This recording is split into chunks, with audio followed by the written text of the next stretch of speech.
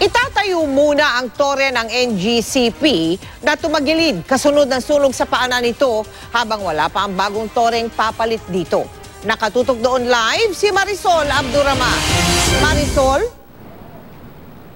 Mel, palitan na ng bago. Ito ang solusyon ng NGCP sa tumagilid na tower dito nga yan sa north exit ng Alabang Toll Plaza sa Muntinlupa. Pero dahil matagal pa nga yan, pansamantala, pauupuin na muna itong tumagilid nga na tower para maibalik ang power supply sa Line 1 at Line 2.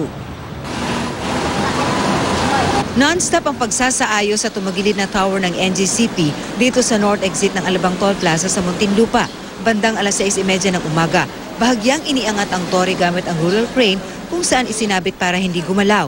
14 na minutong isinara ang buong viaduct. Matapos nito'y binaklas ang mga nasirang bahagi ng tore sa ilalim habang tuloy-tuloy naman ang pag-assemble sa mga ipapalit na parte. Yung tore na yan, papaupuin doon sa base, yung temporary base na nakikita ninyo na kwadrado doon sa baba, doon sa may kalye. Itatayo itong muli sa isang temporary site sa pareho ring compound at saka iuon muli ang power sa Line 1 at Line 2 ng Tower 32 na siyang nagsusupply ng kuryente sa Biñan, Laguna.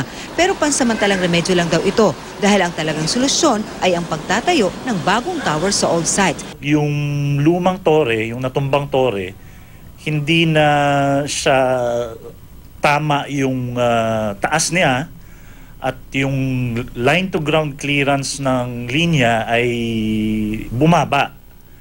At yung integridad ng tore mismo ay na-compromise na. Hindi na raw kasi komportable ang NGCP sa natirang bahagi ng tore ayon kay Attorney Ronald Concepcion, ang Corporate Secretary ng NGCP.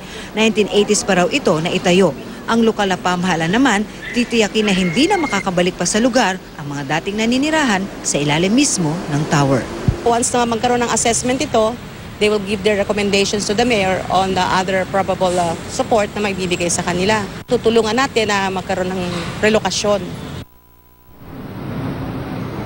Mel, bahagi nga sa mga measure na kanilang gagawin ay lalagyan daw nila ang palibot ng compound ng barbed wire at talagang literally na merong 24 oras doon na magbabantay para talagang kung meron man daw mag-a-attempt ay hindi na raw makakapasok doon sa loob. Samantala, dahil hindi pa nga naiaalis pa rin dito o hindi pa napapaupo itong tumagilid na tower, nananatiling sarado itong north exit nga ng Alabang Toll Plaza. Mel?